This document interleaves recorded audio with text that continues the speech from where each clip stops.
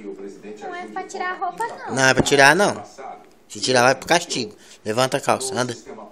Tira só a calça.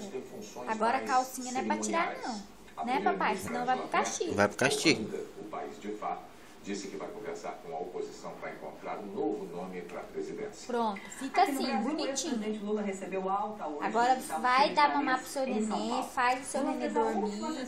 Cuida bem do nenezinho, tá? E por recomendação médica, deverá ficar de repouso. O ex-presidente fará novos exames para reavaliar o câncer no prazo de 4 a 6 semanas. Daqui a pouco, o que muda nas eleições com a aprovação da lei da ficha limpa. E a nova arma da Williams para a temporada. Você já deu mamar pro nenê?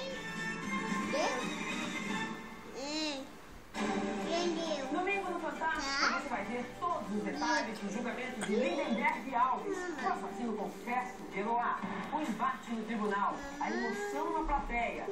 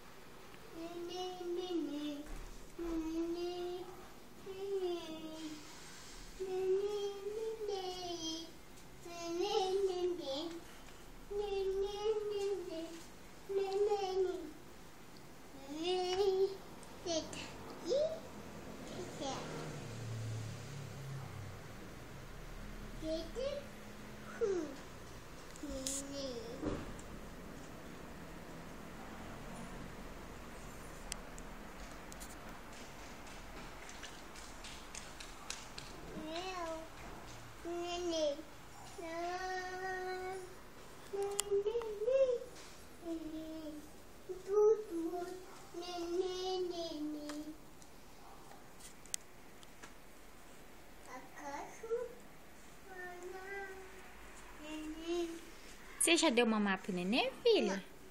Dá mamazinho pra ele. Tá chorando. Quer Fala mamar. pra ela assim, não chora não. Tadinha. Nossa, bebeu tudo. Mamou tudinho? Fala assim pro nenê. Encheu a barriguinha?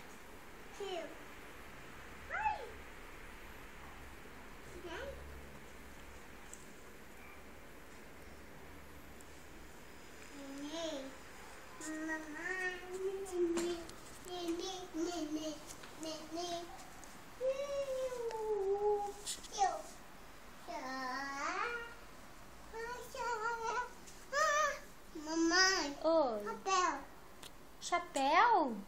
fofó, Fofó? fofó, É fofó? que É mesmo, filha?